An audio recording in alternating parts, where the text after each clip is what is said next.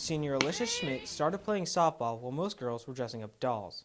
She has grown up playing the game year-round and has traveled the United States. A big commitment.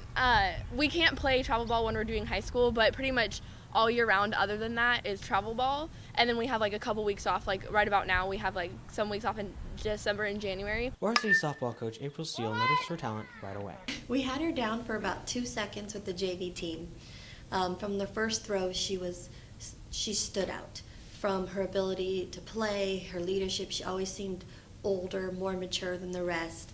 We moved her into that with that older group. She started the first second she walked on the field. With 7 AP classes, a 30 on her ACT, and years of softball on her resume, Schmidt felt she was destined to attend Stanford with her sister. This past summer, I was really looking at Stanford as my #1 school, and they had told me that I would get what they called like a pink envelope, which is like you get to submit your application early and they'll let you know whether or not you got in. At that point, Schmidt realized she would not get any financial support and her dream was gone.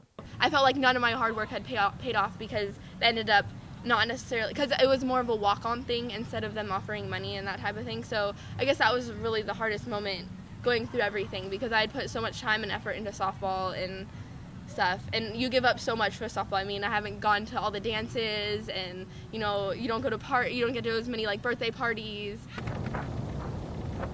When Schmidt realized Stanford was no longer an option, another opportunity presented itself. We had a softball tournament in Colorado, and the coach approached my parents because she wasn't allowed to approach me because it was like NCAA rules, and she approached my parents and talked to them and told them that she was really interested. Schmidt took 2 trips to Princeton in New Jersey. I've been twice. I went once on an unofficial visit and just kind of looked at the campus, talked to the coaches, that type of thing. And then I went on an official visit where I actually stayed with the girls on the softball team. Then, while sitting in her AP English class last semester, her dream came true.